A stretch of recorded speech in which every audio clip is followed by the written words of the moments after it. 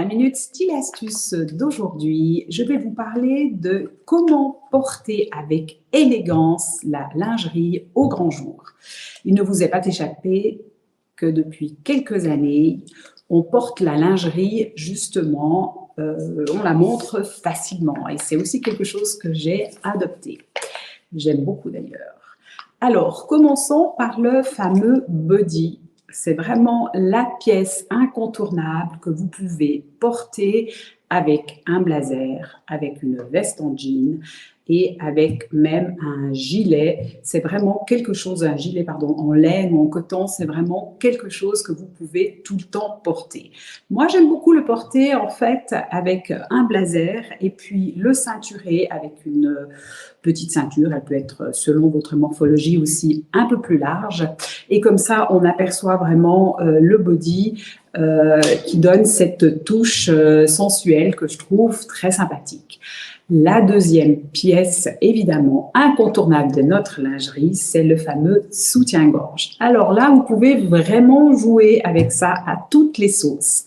Vous pouvez le porter sous un chemisier ou un pull un petit peu, je dirais transparent, qui a un petit peu de transparence, et vraiment jouer ou le mettre, comme ici, j'ai un soutien-gorge à dentelle couleur chair, et puis en fait, qui laisse suggérer et apparaître un petit peu de dentelle, ou carrément le mettre avec un soutien-gorge d'une autre couleur, beaucoup plus foncé, où on peut voir ce soutien-gorge. Moi, personnellement, je préfère suggérer un petit peu que de voir tout ça, mais ça n'a aucune importance. Même sous les pulls un peu plus transparents, jouer justement, essayer, mais surtout porter des soutiens-gorge avec de jolies dentelles quand vous voulez les montrer, les dentelles donc sur les bretelles, évidemment partout, mais spécialement sur les bretelles parce que c'est ce qui est intéressant.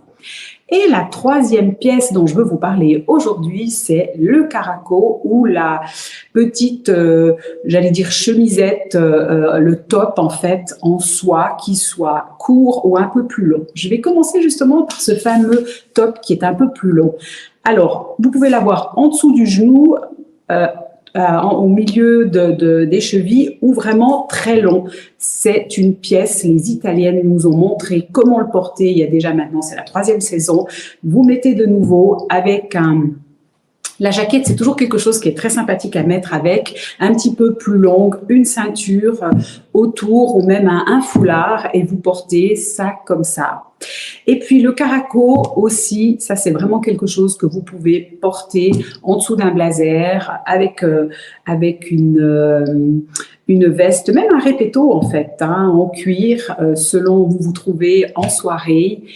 Et puis, une nouveauté qui est apparue, je crois maintenant, il y a à peu près 2 ans, qui nous a été insufflée de la Corée, c'est justement en dessous de ces caracos, de ces tops en soie, qu'ils soient courts ou longs, mettez un t-shirt blanc. Alors, un t-shirt blanc ou le blanc qui vous va le mieux dessous. Faites des essais, un t-shirt court ou un peu plus long.